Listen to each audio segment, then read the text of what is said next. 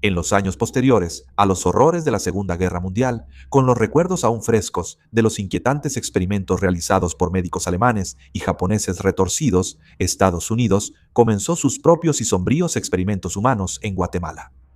Aquí, miles de personas fueron infectadas, a menudo sin ningún consentimiento informado, con sífilis. A la mayoría se les negó cualquier tratamiento, todo para ver cómo la enfermedad destruye el cuerpo de una persona y cómo podría tratarse mejor en otros. En el video de hoy veremos la inquietante historia de los experimentos de sífilis en Guatemala. Quizás sea útil comenzar con una breve descripción de lo que realmente es la sífilis. Es una infección bacteriana que se desarrolla en varias etapas y, si no se trata, puede dañar lentamente la mayoría de los órganos del cuerpo. La sífilis generalmente se transmite por contacto directo con una llaga activa de sífilis o un sarpullido de sífilis, a menudo durante las relaciones sexuales. Incluso puede transmitirse de la madre al feto en lo que se denomina sífilis congénita. Los primeros signos suelen aparecer unas semanas después de la infección, comenzando con llagas, a menudo en los genitales, la boca o el ano, dependiendo de por dónde entraron las bacterias al cuerpo. Esta etapa suele ser indolora y se cura por sí sola, lo que lleva a muchos a creer erróneamente que la infección ha desaparecido. La enfermedad luego progresa a su etapa secundaria, durante la cual la bacteria se dispersa por todo el cuerpo. Los pacientes luego desarrollan un sarpullido generalizado, a menudo en las palmas de las manos y las plantas de los pies, junto con fiebre, ganglios linfáticos inflamados, dolor de garganta, dolores musculares, dolor de cabeza, fatiga y pérdida de cabello en parches. También pueden desarrollarse crecimientos húmedos, similares a verrugas, alrededor de los genitales o el ano, lo que hace que la enfermedad sea altamente contagiosa durante esta etapa. Después de que estos síntomas desaparecen, la sífilis puede entrar en una etapa latente que puede durar años sin ninguna señal de advertencia evidente.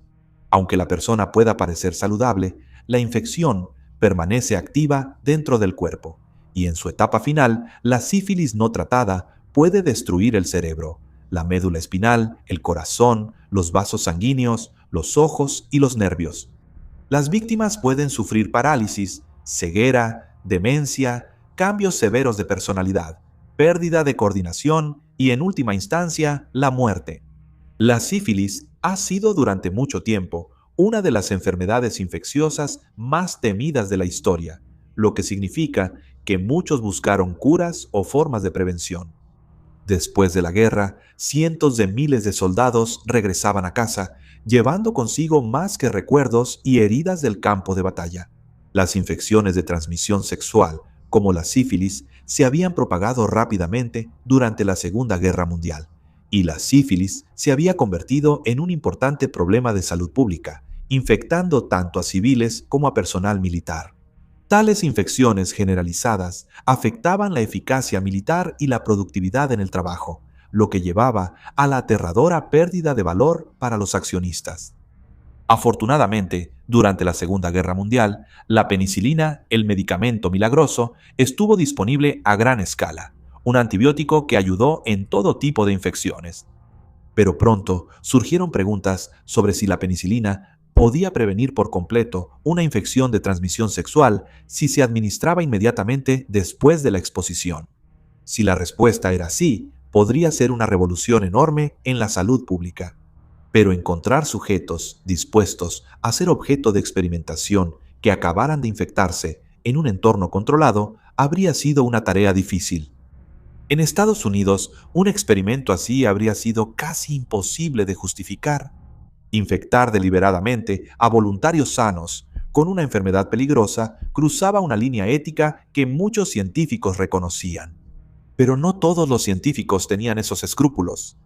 El doctor John Charles Cutler era un científico del gobierno de Estados Unidos, considerado inteligente, ambicioso y profundamente comprometido con la investigación en salud pública, pero no era ajeno al uso de sujetos humanos. En 1943, Cutler formó parte de un estudio en la prisión federal de Terre Haute, Indiana. El objetivo era averiguar si la penicilina podía prevenir la gonorrea si se administraba poco después de la exposición. Más de 200 prisioneros se ofrecieron como voluntarios para participar, a cambio de dinero y más posibilidades de obtener la libertad condicional. Los investigadores obtuvieron diferentes cepas de gonorrea y experimentaron inoculando a los prisioneros con diferentes concentraciones después de la infección. Los experimentos finalmente resultaron inconclusos, pero el Dr. Cutler aprendió los beneficios de usar una población de sujetos controlada y hacerlo lejos de la mirada pública. Cutler decidió realizar su investigación sobre la sífilis en Guatemala. El país tenía estrechos lazos diplomáticos con los Estados Unidos de América, y funcionarios de ambos gobiernos estaban dispuestos a cooperar en proyectos de salud pública. Pero, quizás más importante aún, era un país donde la mayoría de la población vivía en extrema pobreza y eran vistos como una raza de personas inferiores. El gobierno guatemalteco le dio a Cutler acceso a las prisiones del país, los cuarteles militares y los hospitales psiquiátricos administrados por el Estado. Esto les dio a los investigadores acceso a grandes poblaciones de personas conformes que poseían muy poco poder o control sobre sus propias vidas. De hecho, muchos carecían de la capacidad para dar un consentimiento informado, pero para los investigadores, estas personas vulnerables eran vistas como la oportunidad perfecta. En lugar de obtener el consentimiento informado de los sujetos de prueba individuales, el consentimiento era otorgado por oficiales militares o por quienes dirigían instituciones médicas y prisiones. El consentimiento individual era visto como una restricción innecesaria. A cambio de este consentimiento general, las autoridades guatemaltecas esperaban que los estadounidenses proporcionaran datos sobre las tasas de infección entre sus soldados, suministraran la penicilina tan necesaria y ayudaran a desarrollar la propia infraestructura médica del país. Mientras que los sujetos serían guatemaltecos, la financiación fue proporcionada por el Servicio de Salud Pública de los Estados Unidos. Cuando los investigadores estadounidenses llegaron a Guatemala en 1946, necesitaban encontrar una manera de infectar a la mayor cantidad de personas posible.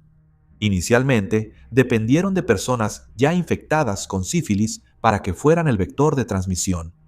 El trabajo sexual era legal en Guatemala, pero las trabajadoras sexuales necesitaban hacerse pruebas regulares para asegurarse de que estuvieran libres de cualquier enfermedad. Solo haciendo esto se les permitía trabajar. A los prisioneros también se les permitía pagar por sexo en las cárceles de Guatemala, lo que permitía a los médicos usar el sistema que ya estaba en funcionamiento. Pero en 1946, las trabajadoras sexuales que iban a las clínicas del gobierno y se les detectaba sífilis no eran tratadas. En su lugar, eran enviadas con el Dr. Cutler. Luego, se les indicaba a los prisioneros que tuvieran relaciones sexuales con estas trabajadoras infectadas. Se esperaba que estas mujeres durmieran con decenas de hombres al día para intentar infectar a la mayor cantidad de personas posible. El objetivo era entonces desarrollar una profilaxis posterior a la exposición para comprender mejor si la reinfección era posible y si múltiples cepas de una infección podían coexistir en el cuerpo al mismo tiempo.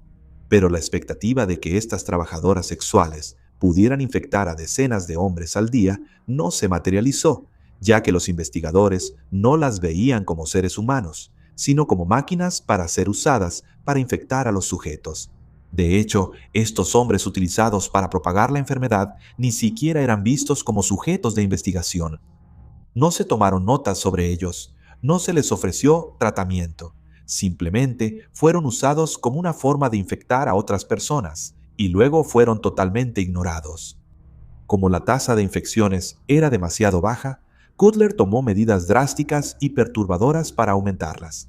A las mujeres las hacían aún más infecciosas al cubrir sus partes íntimas con pus infectado o al inyectar la enfermedad directamente en el cuello uterino.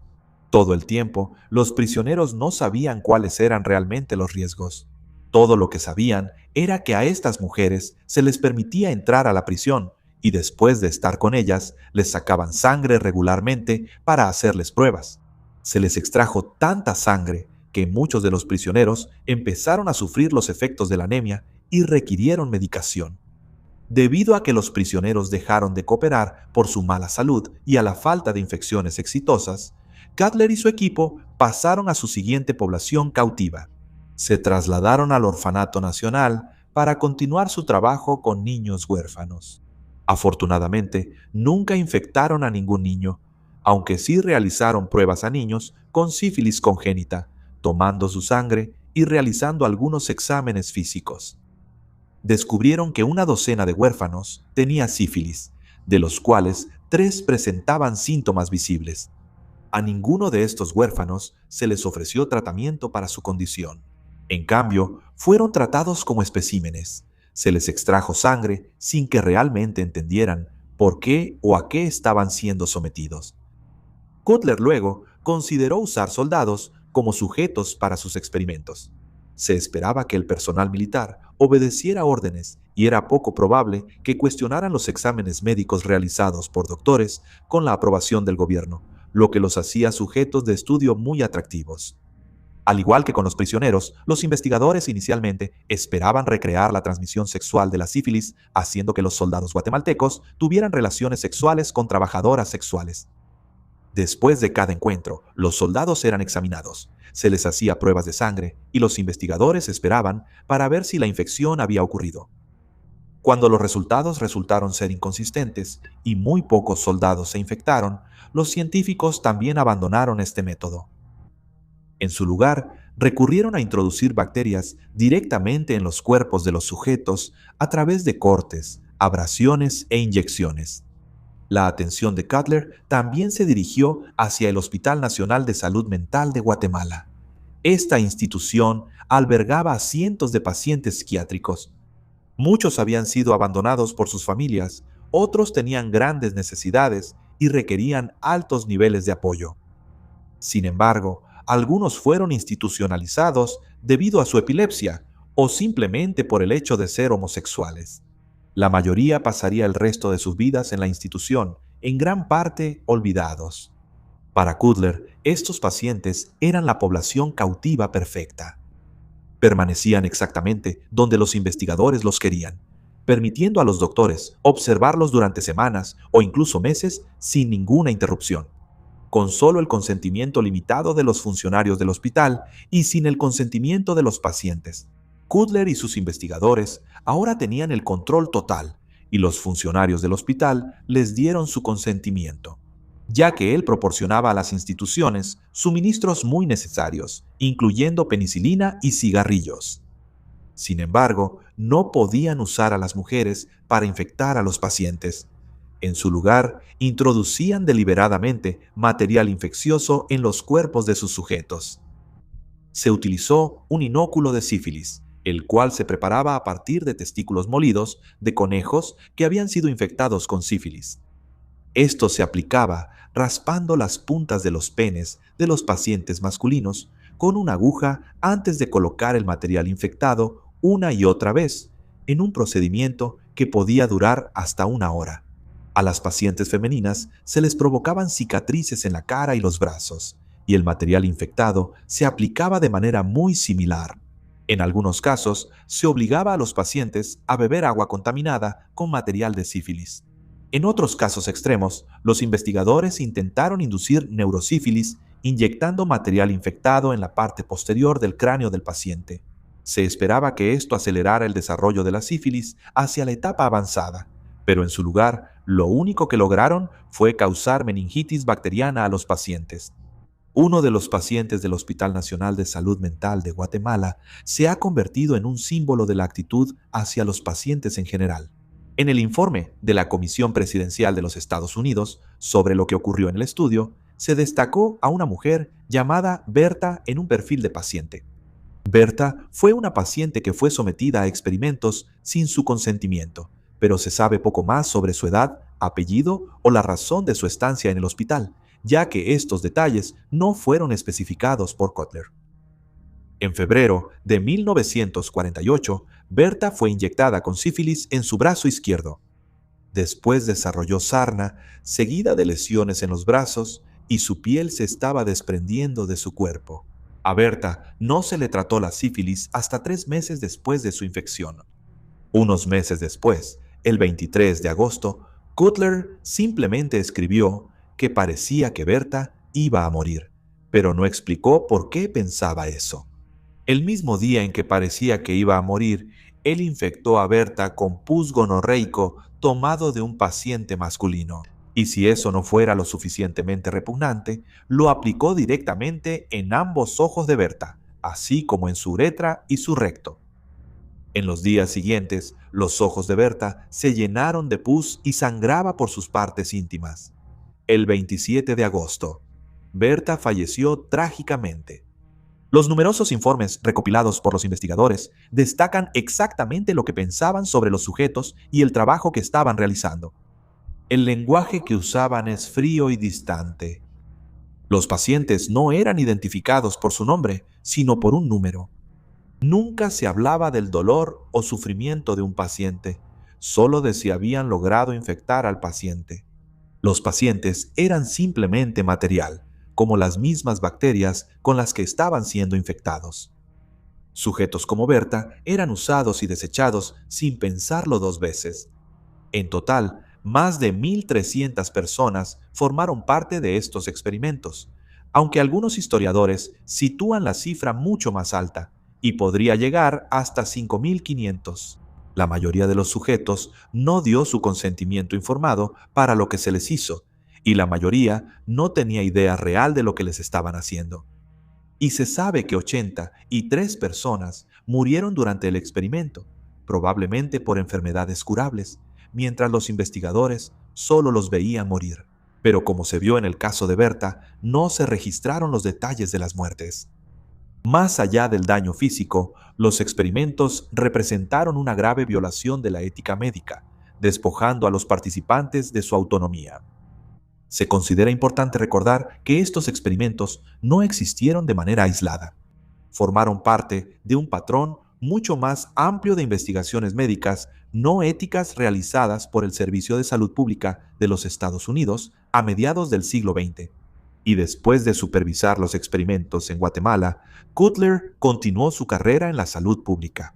En las décadas siguientes, se convirtió en una de las figuras principales en el infame estudio de sífilis de Tuskegee, en Alabama. El estudio de sífilis de Tuskegee, que comenzó en 1932 y continuó hasta 1972, vio a cientos de aparceros afroamericanos pobres ser engañados. Estas personas ya tenían sífilis, pero se les dijo falsamente que estaban siendo tratados por mala sangre, un término que se usaba para describir una variedad de enfermedades. Incluso después de que la penicilina se generalizó como cura para la sífilis en la década de 1940, los investigadores deliberadamente les negaron el tratamiento para observar la progresión natural de la enfermedad. Muchas de estas personas sufrieron complicaciones graves, infectaron sin saberlo a sus esposas y tuvieron hijos que nacieron con sífilis congénita. Ahora, para el Dr. Cutler, las consecuencias de sus acciones fueron sorprendentemente limitadas. Después de que terminaron los experimentos en Guatemala, él continuó construyendo una carrera muy exitosa dentro del Servicio de Salud Pública de los Estados Unidos, y más tarde se convirtió en un académico respetado, aunque cabe señalar que los datos y los informes producidos en Guatemala nunca fueron publicados ni revisados por pares. Fueron ocultados, mantenidos en secreto, probablemente debido a los abusos cometidos por Cutler que habrían provocado una gran indignación. Y no debe olvidarse que mientras Cutler realizaba estos retorcidos experimentos humanos en sujetos vulnerables, el mundo observaba y se enteraba de crímenes médicos nazis similares que involucraban a sujetos humanos contra su voluntad en los juicios de Nuremberg. Sin embargo, sus propios crímenes permanecieron en las sombras. Cutler se retiró con su reputación profesional en gran parte intacta y murió en 2003. No fue sino hasta 2010 que el gobierno de Estados Unidos emitió una disculpa por los experimentos en Guatemala, y esto solo sucedió cuando los detalles de los experimentos fueron descubiertos por una historiadora llamada Susan Reverby. Reverby estaba investigando los experimentos de Tuskegee cuando descubrió los informes no publicados de Cutler. Su trabajo resultó en la disculpa y en el impulso para la creación de una comisión presidencial para investigar lo que sucedió. El legado de Cutler, hoy en día, es inseparable de dos de los crímenes médicos más infames en toda la historia de la medicina. El experimento de sífilis en Guatemala es un ejemplo perturbador de maltrato médico, al ver a los seres humanos como poco más que material y los peligros de la falta de consentimiento informado. Es un recordatorio sombrío de la importancia de los experimentos médicos bien regulados y de lo que puede suceder cuando a los sujetos humanos se les niega su humanidad.